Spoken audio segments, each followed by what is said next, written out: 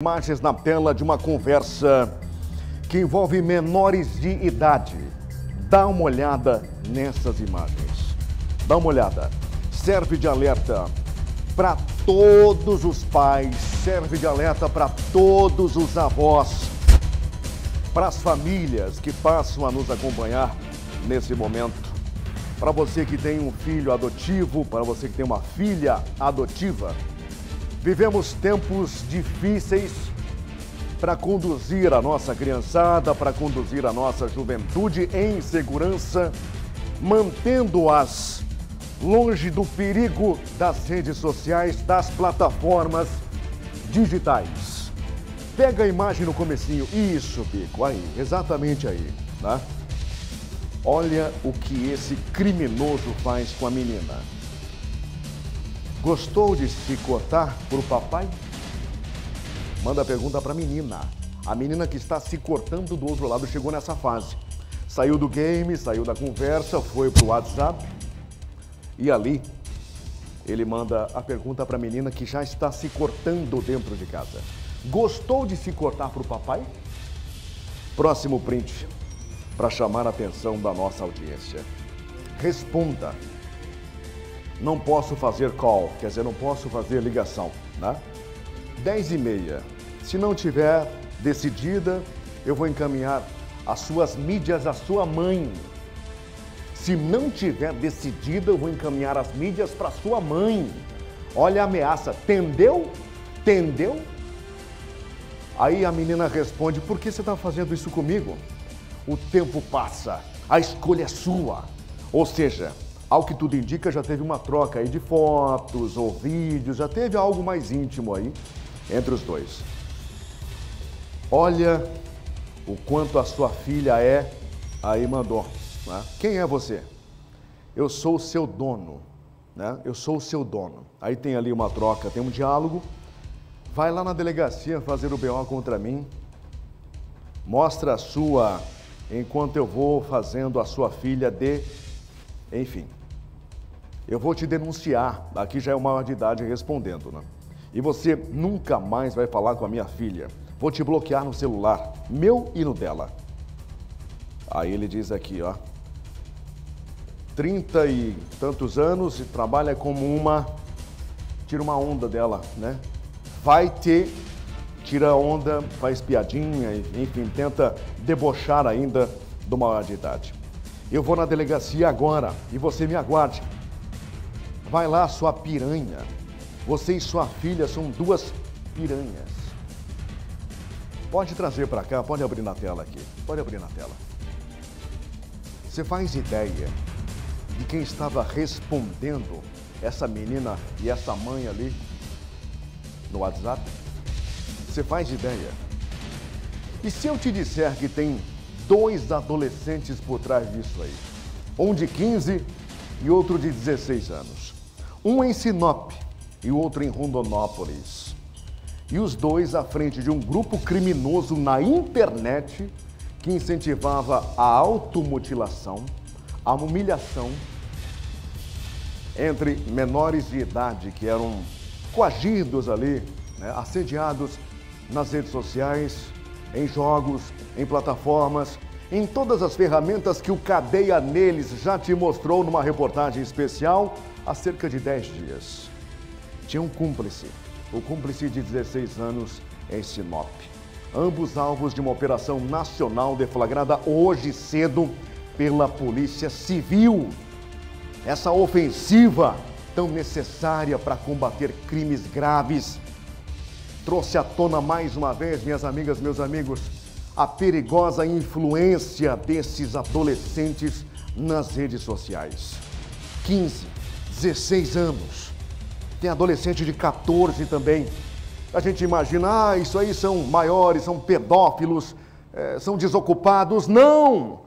Adolescentes que do outro lado da parede, muitas vezes no mesmo ambiente que o papai, que a mamãe, que a família, está lá no quarto, está na outra sala, está na área de casa, mantendo contato com amigos e promovendo esse tipo de cena que você acabou de ver. Nós não vamos te mostrar a imagem.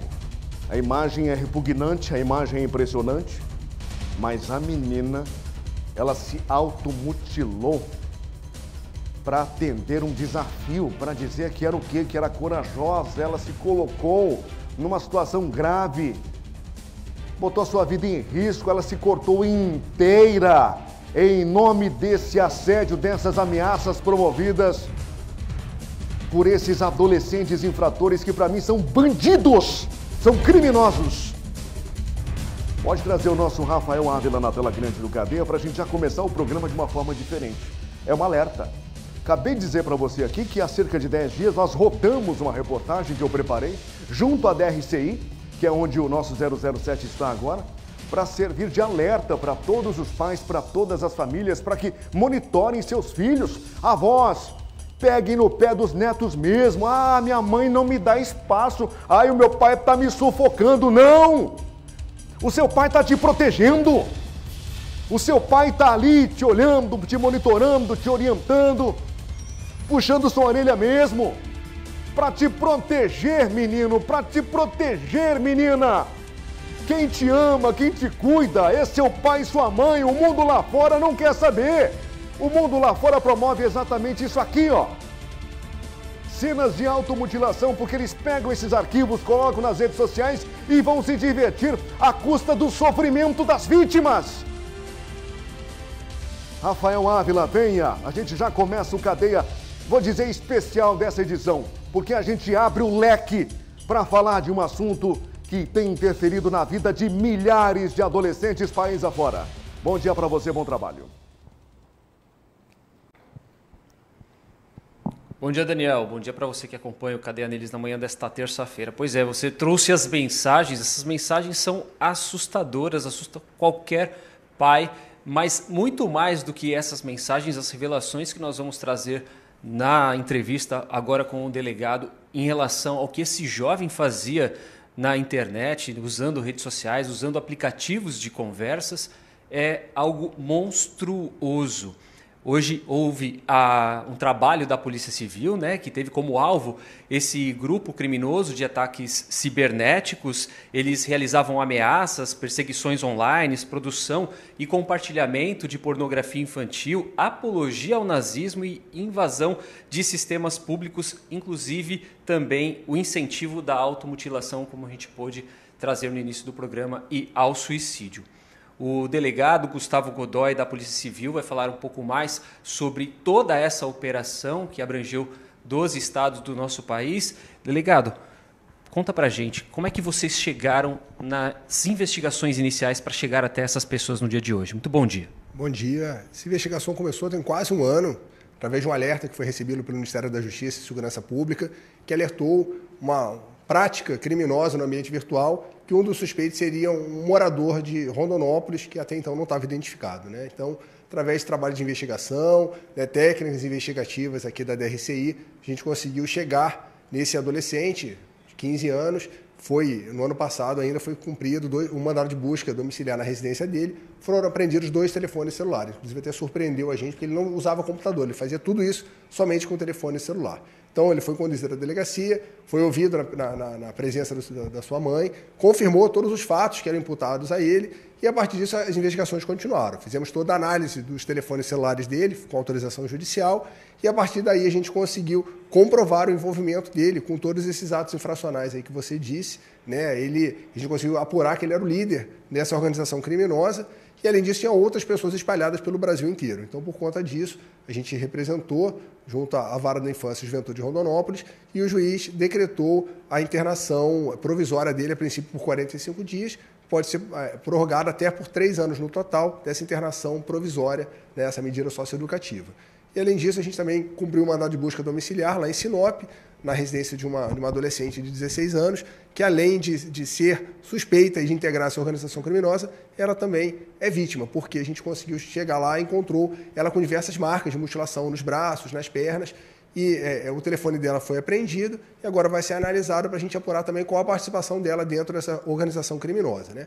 E, além disso, 12 estados diferentes, incluindo Mato Grosso, a gente demandou as polícias civis dos locais, com a coordenação aí do Ministério da Justiça, e hoje conseguiu cumprir 22 mandados judiciais, sendo que no total foram 6 internações, no total 3 prisões temporárias e 12 mandados de busca domiciliar. Então, todos esses mandados foram cumpridos hoje. Teve uma prisão em flagrante em São Paulo, de um indivíduo maior de idade, que estava inclusive com material de pornografia infantil, e também em Sergipe teve uma apreensão de um menor em flagrante também pelo mesmo motivo, estava guardando material de pornografia infantil nos seus computadores. Tá? Então agora as investigações vão continuar em relação a essa adolescente de Sinop, com relação ao adolescente de Rondonópolis não há nada mais a ser feito, já foi concluído e agora está nas mãos do judiciário tomar as providências cabíveis. Como que ele agia nas redes sociais? Que plataformas que ele utilizava e como que ele conversava com as pessoas, convencendo elas de praticar tais atos? Ele utilizava diversas plataformas, o WhatsApp, o Telegram, o Instagram, o Discord. Então, todas essas plataformas eram utilizadas. Ele muitas vezes ganhava a confiança das vítimas, conseguiu muitas vezes fotos de adolescentes aí vulneráveis, conseguiu fotos de nudez, fotos de conteúdo pornográfico, e a partir disso ele começava a extorquir essas adolescentes para que cumprissem determinadas tarefas que fossem demandadas por ele. Desde se cortar o pulso, cortar a perna, escrever o nome com uma gilete, até beber água do vaso sanitário, comer um pedaço de papel com o nome dele escrito. E caso essas adolescentes não cumprissem o que era demandado, esses adolescentes infratores, eles conseguiam informações de pai, mãe, irmão, primo, tia, justamente através dessas senhas vazadas, né, das plataformas de segurança pública, Secretaria de Educação, Secretaria de Saúde, e aí procuravam os pais, as pessoas de convívio, para mostrar justamente essas fotos de nudez, falar, olha o que o seu filho está fazendo. Então, elas eram coagidas a praticar esse tipo de ato. E muitas vezes não precisava nem dessa coação, eram pessoas aí que eram vulneráveis, tinham algum problema, de repente, psicológico, e caíam na lábia desses criminosos e faziam esse tipo de ato. Esse jovem, ele tinha uma vida comum lá em Rondonópolis? Tinha uma vida comum, estudava, ia para a escola, né, e ficava dentro do quarto, mexendo no celular e praticando aí essas atrocidades. Né? A princípio, na primeira vez que a gente esteve lá, ano passado, os pais não sabiam, né, que ele utilizava isso, que praticava esse tipo de ato, e a gente fez as 2 apreensões de telefone. Mês passado, a partir também de um outro alerta do Ministério da Justiça, a gente voltou na residência dele, cumpriu outra busca, apreendeu mais um telefone celular, porque ele continuou praticando todos esses atos. Ou seja, mesmo os pais sabendo que ele praticava tudo isso, os pais voltaram a dar um telefone celular para ele e ele continuou praticando todos esses atos. Então, assim, aqui fica até um alerta para os pais, né, saber o que seus filhos estão fazendo dentro da sua residência. Às vezes o pai acha que o filho está dentro do quarto, está por trás de um computador, não está na rua, não está aprontando, mas muito pelo contrário, ele pode estar sendo suspeito de praticar essas atrocidades ou mesmo pode estar sendo vítima. Então, tem que ser, qualquer acesso à rede social, a celular, computador com menor de idade, tem que ser monitorado, supervisionado muito de perto pelos seus responsáveis. E uma dessas ações que ele cometeu, uma delas foi abrir uma live para 400 pessoas assistirem, uma tortura e um assassinato, né? Matar um gato. Conta um pouco mais sobre isso, doutor. Ele estava administrando essa sala? Isso também foi a partir de um alerta do Ministério da Justiça, que ele estava usando a plataforma Discord, né, que tem lives, que várias pessoas assistem determinados vídeos, que eles estavam, esse adolescente de Rondonópolis, ele era um dos administradores desse servidor do Discord, né? E dentro desse servidor, eles mataram ao vivo um gato, né? Fizeram primeiro torturar o gato, depois mataram esse gato, arrancaram a pele dele, tudo isso ao vivo, com 400 pessoas assistindo, não só assistindo, como dando determinadas ordens para fazer, olha, agora mata o gato, corta o pescoço dele. Então, assim, uma cena, até para a gente da polícia que é acostumada, é uma cena chocante. E os pais desse jovem agora, eles podem ser criminalmente responsabilizados? Como que a justiça age, doutor? Olha, criminalmente não podem ser responsabilizados pelo ato dos filhos, mas eu tenho certeza que o Ministério Público, o Conselho Tutelar de Rondonópolis, vão adotar as providências em relação a esses responsáveis. Saber até que ponto estavam sendo negligentes na criação desses filhos, né? Se for o caso, até uma medida não só socioeducativa, como uma medida protetiva, de encaminhar para o abrigo, alguma coisa assim, caso se comprove que esses pais foram negligentes. Então, como o senhor disse, ele fica 45 dias agora detido. A princípio, 45 dias, aí sofre uma nova reavaliação e vai sendo reavaliado para saber até que ponto ele tem condições de viver em sociedade, né? No máximo, são 3 anos que ele pode ficar internado provisoriamente. E com as buscas e apreensões de hoje, vocês vão ver se existem mais ramificações dessa rede? Sim, vamos ver em relação a adolescente de Sinop, né? Se tem outros indícios. As outras polícias civis todas também apreenderam o telefone, os computadores e vão continuar essa investigação. Então, na verdade, isso é só o começo, né? Acredito que tem ainda terceira, quarta, quinta fase dessa operação. Então, tudo isso vai ser apurado aí por todas as polícias civis do Brasil. Muito obrigado ao Dr. Gustavo Godoy, que nos aguardou aqui para poder fazer essa participação ao vivo no Cadeia, com essas informações importantíssimas, né, Daniel? Que a gente tem que sempre tomar cuidado quando a gente fala de jovens e crianças, principalmente mexendo com esse tanto de tecnologia que hoje temos acesso e que, por vezes, acaba levando os jovens e as crianças a situações extremas e de vulnerabilidade como essa. A gente continua acompanhando o caso, como disse o doutor, existirão outros desdobramentos, né? E também para que a justiça seja feita e coloque essas pessoas envolvidas nesses crimes tão macabros o mais longe possível da sociedade. Voltamos com você, Daniel. Uma pergunta de um telespectador aqui. Acabou de chegar a pergunta e eu preciso compartilhar com você, já agradecendo o delegado.